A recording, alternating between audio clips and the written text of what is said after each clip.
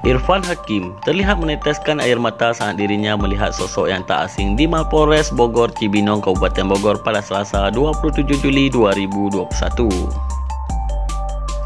Hal itu bermula saat terkuak soal kasus pencurian ikan arwana milik rekannya yang merupakan pecinta satwa di Cibinong, Bogor. Namun sosok artis pecinta satwa ini akhirnya tak kuasa menahan kesedihan saat mengetahui identitas sang pencuri. Pelaku pencurian ini ternyata merupakan karyawan dari pemilik budidaya arwana yang merupakan sahabat Irfan Hakim. Saya suka ngobrol juga, berinteraksi ketika panen, saya bercanda, ngobrol ketika perawatan ikan. Tapi ketika tahu pelakunya siapa, tadi saya ketemu, kalau tidak ketemu di situ, waduh Pak, saya kesal sekali, kata Irfan Hakim sambil menangis.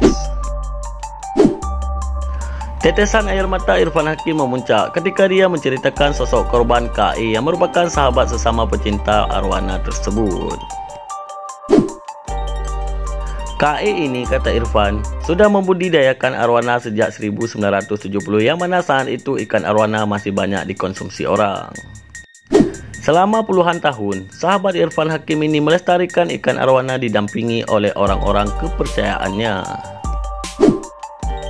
Sayang sekali salah satu orang kepercayaannya justru mengkhianati beliau. Saya agak emosi karena saya tahu apa yang dilakukan sahabat saya KE. Beliau betapa cinta dengan arwana, kata Irfan Hakim sambil terisak. Selain menangis, Irfan Hakim juga terpantau beberapa kali mengaku merasa kesal setelah mendapati fakta sosok pelaku pencurian arwana Super Red yang menimbulkan kerugian 24 miliar tersebut. Irfan juga terpantau mendapat kesempatan untuk sedikit berdialog dengan tersangka yang sudah memakai baju tahanan oranye dan penutup wajah. Kenapa kamu tega melakukan ini? Tanya Irfan Hakim kepada tersangka UG didampingi Kapolres Bogor AKBP Harun.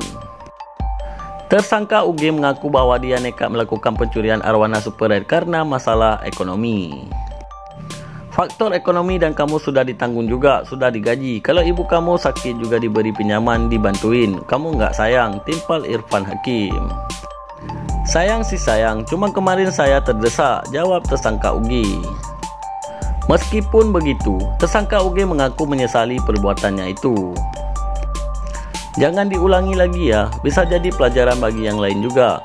Kepercayaan orang juga harus dihargai, tambah Kapolres Bogor AKBP Harun. Saya minta maaf kepada beliau, sama Mas Irfan juga. Saya benar-benar minta maaf atas kesalahan saya. Ke semua pecinta arwana saya minta maaf, kata tersangka UG sambil menundukkan kepala. Diketahui, dalam kasus pencurian ikan arwana Super Red di lokasi budidaya di Sukahati, Kecamatan Cibinong, Kabupaten Bogor ini ditangkap sebanyak 2 orang pelaku. Salah satu pelaku merupakan karyawan orang kepercayaan korban KE yang sudah bekerja sejak 2015 silam, inisial UG 30 tahun, dan satu orang lagi yang merupakan penadahnya, inisial ES 29 tahun.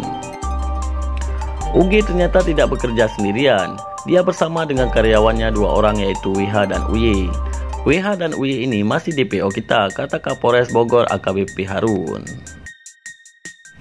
Untuk tersangka UG, WH dan UY dijerat dengan pasal 363 KUHP atau pasal 372 dengan ancaman hukuman maksimal 7 tahun penjara.